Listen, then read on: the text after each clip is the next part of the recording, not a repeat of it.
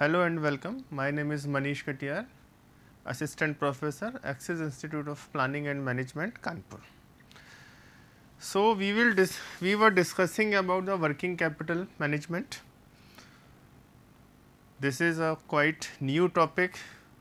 Now, we have reached on a point where there are certain calculations also. In our earlier sessions, we have discussed what is current assets, what is current liability. I have specifically mentioned a formula, working capital equal to current assets minus current liability. What is current assets? I have already explained it in detail. Now, we will take a small review of what is current assets. Current assets means cash, debtors, stock, work in progress, and all those assets which is to be converted. Even investment are also covered in current assets, because our main objective of is to do business. So, while doing business, all the assets which can be easily converted into cash, that is current assets. Never ever, please, I am requesting all those students who can very easily say, sir, building को भी तो बेच सकते हैं, plant machinery को भी तो बेच के कन्वर्ट कर सकते हैं कैश में. अरे भैया, if you convert your plant machinery and fixed assets like office building, factory building into cash, तो where will you do your all manufacturing production activity? So please थोड़ा सा डिफरेंस समझिए, what is current assets and long term assets. In the same way, what is current liability? Current liabilities are those liabilities which can be paid off or which is to be paid off within a one financial year by the organization. Okay. So, working capital is the difference between current assets minus current liability, we have already discussed. Second part I have already discussed is working capital cycle, in which we draw cash, then we acquire raw material is converted WIP into finished goods into sales के दो part होंगे, cash में और credit में, यानी कि debtors generate होंगे. तो वो पूरा एक साइकिल को भी हम लोगों ने स्टडी करने की कोशिश करी. अब हम लोग यहाँ पे कैलकुलेशन कर रहे हैं वर्किंग. अब while studying our next topic, that is assessment and computation of working capital, we need to focus on, suppose if we have cash and with this cash we purchase raw material, how much time is required to convert that raw material into finished good. Suppose we are making production in batches, one batch takes at least 1 week, that means my cash is invested in 1 week. Finished goods is produced. Suppose that goods is kept in a warehouse at least 3 days, यानी कि हमारा 3 दिन का additional investment हो गया. Next one is debtors ने हमारा payment रोक लिया 10 दिन के लिए, तो 10 दिन और ऐड कर देंगे. तो ये सारे कैलकुलेशन को स्टडी हम लोग यहाँ पे करने जा रहे हैं. ठीक है, understand. Next, assessing the working capital needs. The methods are briefly explained as follows. Current assets holding period. Current assets holding period, कब तक उसको अपने पास संभाल के रखना है, नंबर ऑफ डेज में कैलकुलेशन होगी. To estimate working capital needs, I have taken an example also. I have made a solution for this example also, so that you can easily understood what I am actually saying or what I am actually trying to convince you. Current assets holding period. To estimate working capital needs based on the average holding period of current assets and relating item to cost based on the company's experience in the previous year, this method is essentially based on the operating cycle concept. हम आपको पहले भी बोला था starting में कि operating cycle को अपने माइंड में रखिएगा. Ratio to sales. To estimate working capital needs as a ratio of sales on the assumption that current assets changes with the change in sales. ठीक. Next, ratio of fixed investment to estimate working capital requirement as a percentage of fixed investment. A number of factors will, however, be impacting the choice of method of estimating working capital. Factors such as seasonal fluctuations, already discussed, accurate sales forecast, this is simply a forecast, not an actual figure. Investment cost and variability in sale prices would generally be considered. The production cycle and credit and collection policies of the firm will have an impact. Again, please focus on the word would generally be the production cycle and credit and collection period policies. This is one of the major portion of this concept. Production cycle, how much time is taken to convert that raw material into finished goods is production cycle. Credit and collection period, suppose we have made sales on the cash basis, that automatically will reflect in the cash book, but if the sales is on a credit basis, that means we have not received cash, we have allowed credit period to debtors, and debtor will take at least 20 days, 15 days, 14 days. That situation is not beneficial at all while calculating the working capital requirement. Will have an impact on working capital requirement, therefore, they should be given due weightage in projecting working capital requirement. We as a finance manager simply projecting, this is not an actual figure. Okay. हम लोग सिर्फ अनुमान लगा रहे हैं कि ऐसे से ऐसा होगा. कई बार क्या होता है, हमने क्रेडिट पीरियड अलाउ किया डेटर्स को 21 डेज़ का, डिस्काउंट ऑफर किया, नेक्स्ट डे वो पेमेंट करके चला गया. कैश डिस्काउंट और क्रेडिट डिस्काउंट का तो पर्पज़ यही होता है ना, ऑफर करने का. Next, computation, how we will compute, please note down this formulas. With the help of this formula, we will calculate a whole question. It will take a lot of time. Simply, raw material storage period. Again, how many days our raw material is kept at the warehouses or factory. Average stock of raw material divided by average cost of raw material consumption per day. Because we have to calculate the working capital requirement on a day to day basis, we have already studied in the our theory. हमको प्रतिदिन के लिए cash की requirement होती है, तो यहाँ पे देख रहे हैं कंजम्पशन पर डे को एक बनाया गया. Second one is work in progress holding period. Don't memorise और don't simply mug this formulas. Please conceptually understand this topic. I will solve a numerical question also with the help of these formulas. Work in progress holding period, average work in progress inventory, average cost of production. Next है receivables means debtors, finished goods storage period. Again when my finished goods are ready, तो कितना समय लग रहा है उसको market में move करने के लिए. Average stock of finished goods, average cost of goods sold per day. Debtors receivable, debtors collection period, average receivable divided by average credit sales per day. Next one is credit period allowed by creditors. हमारे creditors ने हमको कितना credit period allow किया है वो देखना है. और एक चीज़ इसमें और होती है कि मिनिमम कैश रिजर्व हम कितना लेके चल रहे हैं, उसके लिए कोई कैलकुलेशन नहीं करना पड़ता है, सिंपली एजम्पशन होता है. There is one more requirement, standard disclosure है कि you while if in a question there is specifically mentioned that number of days in a year is 360, then you consider 360.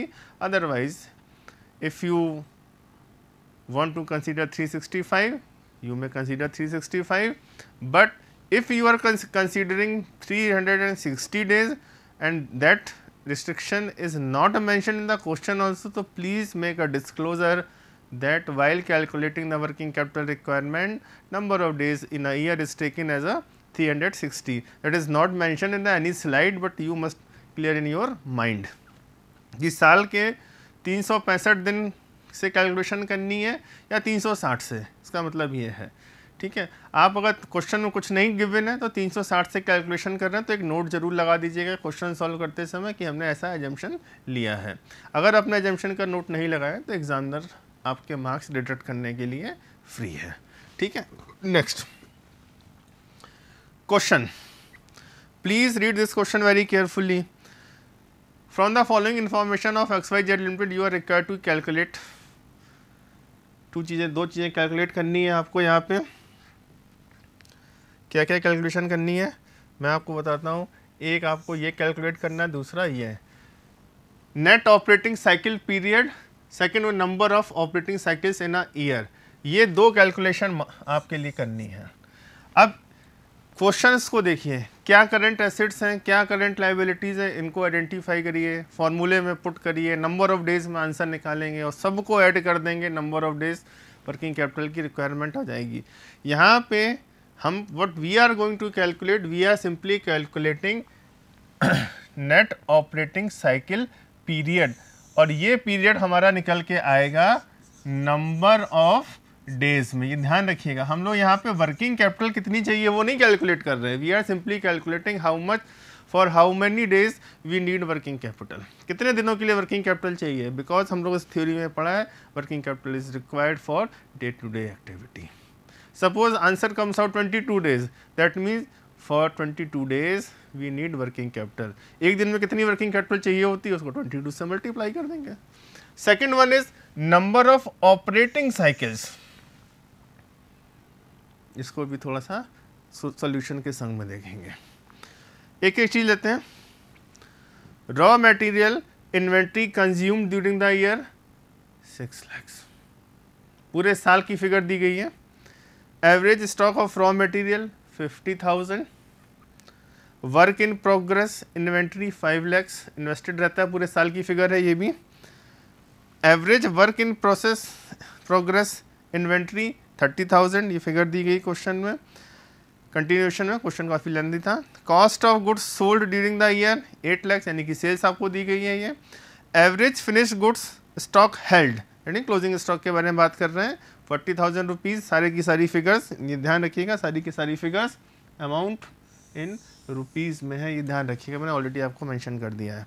ठीक है, average collection periods from debtors 45 days, that means 45 दिन तो debtors के पास पैसे चले block रहते हैं। Average credit period availed 30 days, यानी कि क्रेडिटर से 30 डेज का क्रेडिट पीरियड अलाउ है। Number of days in a year already mention, clearly mention 360 days. For calculating purpose we will consider 360 days instead of 365 which is standard. Okay, तो एक साल का calculation 360 दिन से करना, 365 से नहीं करना है। क्यों? क्वेश्चन है स्पेसिफिकली मेंशन।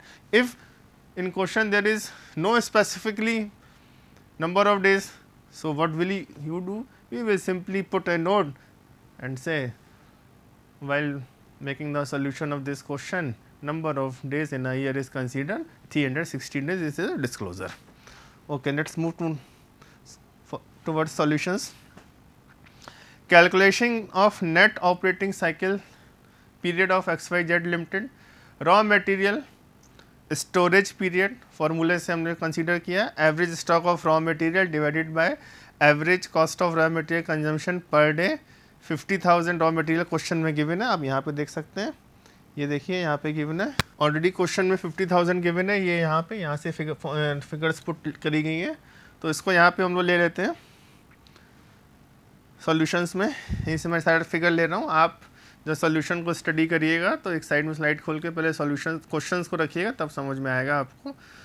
तो यहाँ पे देख रहे हैं 50,000 divided average cost of raw material consumption per day 6 lakhs, हमको पूरे साल का कंजम्पशन था, क्वेश्चन में गिवन था, बार बार मैं बैक नहीं जा पाऊँगा, तो और उसको 360 से डिवाइड कर दिया और हमारा पर डे का निकल के आ गया 1.667 और 50,000 को डिवाइड किया 30 डेज, हमारा आंसर आ गया क्या?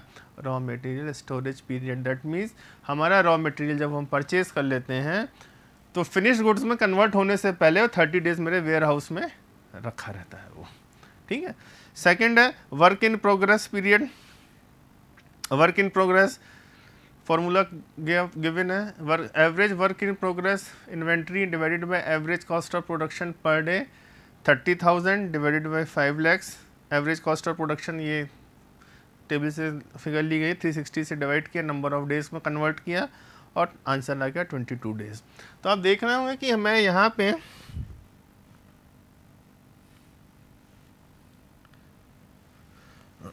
आप देख रहे होंगे इनको मैंने अलग रेड कलर्स में लिख रखा है। ये इसीलिए लिख रखा है कि आप जब कैलकुलेशन करें तो कैलकुलेशन करते समय आपको कोई दिक्कत ना आए, इसीलिए मैं रेड अभी मैं यहाँ पे ब्लॉक्स में इसको लिखता चल रहा हूँ। Next one is finished goods stock. 3 चीज़ें कवर हो रही हैं, raw material, WIP and finished goods. Finished goods मतलब है जब गुड्स मैन्युफैक्चर हो गई कितने दिन तक वो हमारे स्टॉक में हम या वेयर हाउस में एज ए फिनिश स्टॉक रहती हैं। Example formula is given, finished goods storage period equal to average stock of finished goods divided by average cost of goods sold per day. इसको भी हमने यहाँ से डिवाइड किया और 18 डेज हमने यहाँ पे निकाल दिया। और ऑलरेडी हमको क्वेश्चन में गिवन था ये 45 डेज ऑलरेडी गिवन था और 30 डेज का क्रेडिट हमको ऑलरेडी अलाउ किया था क्रेडिटर्स। तो आप देख रहे हैं ऑर्बिटिंग साइकिल का हमने आर ये पूरा लिया और सी को माइनस कर रहे हैं, यानी कि क्रेडिट पीरियड हमको कितना अलाउ किया गया क्रेडिटर्स की तरफ से उसको माइनस कर दिया, तो हमारे पास टोटल 85 डेज की फिगर आ गई। देख रहे हैं सबको ऐड करके। सेकंड था क्वेश्चन में number of operating cycles in a year. तो number of operating days in a year 360 divided by 85, तो 4.23 टाइम्स ये एक स्टैंडर्ड निकल के आया कि हम किसी भी गुड्स को रॉ मटेरियल से फिनिश गुड्स में कन्वर्ट करते हैं तो 85 डेज लग जाते हैं हमको। और इस वजह से पूरे साल में जो हमारी टर्नओवर की एक्टिविटी है, रॉ मटेरियल परचेज करना, फिनिश गुड्स में कन्वर्ट करना, उसको फिर सेल्स के थ्रू कैश और क्रेडिट सेल्स के थ्रू उसको कन्वर्ट करते करते हमको ये एक्टिविटी पूरे साल में केवल हम 4 बार कर पाते हैं। और ये जब हम लोग इन्वेस्टमेंट एनालिसिस पढ़ते हैं, ये एक्टिविटी जिसकी जितनी 4 की जगह 6 हो जाए, 8 हो जाए, बहुत बढ़िया आंसर होता है ये। ठीक, तो ये कैलकुलेशन मैंने आपको शो करी है, प्लीज़ इस कैलकुलेशन को अपने घर में प्रैक्टिस करिए। इसी तरह के न्यूमेरिकल्स आते हैं, ये पूरा एक कंप्लीट न्यूमेरिकल मैंने लिया था, आपसे 2 या 3 फिगर देख के कैलकुलेशन कराने के बारे में बात करेगा। तो ये नंबर ऑफ डेज निकले हैं। Working capital requirement, how much working capital is required for 85 days, it is not calculated in this question. Okay, in this question we simply calculated for how many days we require working capital, that is 85 days. Next है estimation of amount of different component of current assets and current liabilities. इसके भी कुछ formulas हैं, उनको देखते चलते हैं। estimation of current assets, raw material inventory, the fund to be invested in raw materials inventory may be estimated on the basis of production budget. The estimated cost per unit and average holding period of raw material inventory by using the following formula. Estimated production in units multiplied by estimated cost per unit multiplied by average raw material storage period divided by 12 month and 365 days. ये calculation हो गई है। Work in progress inventory का formula दिया हुआ है, finish goods का फॉर्मूले दिए गए हैं, रिसीवेबल के फॉर्मूले दिए गए, लास्ट में कैश एंड कैश इक्विवेलेंट्स के बारे में डिस्कस किया गया है। और यहाँ पे एक चीज़ आप हमेशा ध्यान रखिएगा प्लीज़, वो देखने वाली बात यहाँ पे ये है कि minimum desired cash and bank balance to be maintained by the firm, ये कैलकुलेशन इसकी कभी नहीं करी जाती है। हमको कितना कैश चाहिए, कितना बुक्स में कैश चाहिए, कितना बैंक अकाउंट में कैश मेंटेन करना है, ये that policy is decided by the that not policy, that amount is decided by the finance manager. In case that amount is kept for contingency situations only.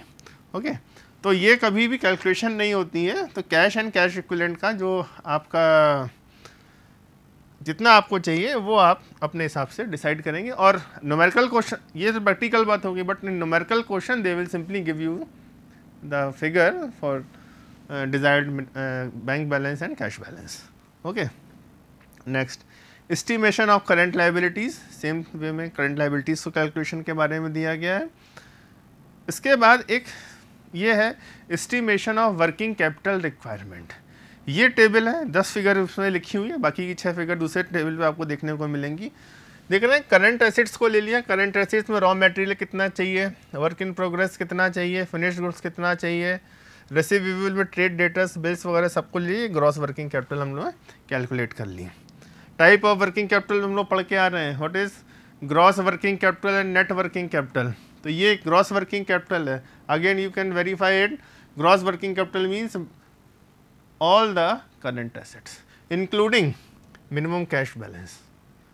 और please देखिएगा कि amount के 3 column हैं। क्यों? ये इनर कॉलम, ये outer column है ना, फाइनल कॉलम। यहाँ पे केवल ग्रॉस वर्किंग कैपिटल शो करी जाती है। ये एक सिस्टम है, शो करने का तरीका है, ठीक है। ये ग्रॉस वर्किंग कैपिटल का कॉन्सेप्ट हो गया। नेक्स्ट है current liabilities, trade payables, payables and overhead. अब यहाँ पे excess of current assets over current liabilities, ये सेकंड पार्ट था। अब यहाँ पे देख रहे हैं excess of current assets over current liabilities. अगर हम पीछे वाली स्लाइड में जाके देखें तो ये देखिए नंबर 1 था, इसके आगे वाली स्लाइड पे आ रहे हैं तो ये नंबर 2 कैलकुलेशन कर रहे हैं। और इन दोनों का जो डिफरेंस यहाँ पे हमने निकाल के ये आउटर कॉलम में लिखा है। प्लीज़ कॉलम को स्पेसिफिकली सॉल्यूशन करते समय देखिएगा, और इसकी प्रैक्टिस के लिए काफ़ी टाइम चाहिए होता है। नेक्स्ट है ऐड सेफ्टी मार्जिन, कितना आप लेना चाहते हैं ये डिज़ायर्ड होता है, इसको यहाँ पे ऐड कर देंगे। ये क्या हो गया, देखिए 3rd and 4th, ये वाली फिगर और ये वाली फिगर को जोड़ के ये आ गया आंसर पूरा, नेट वर्किंग कैपिटल।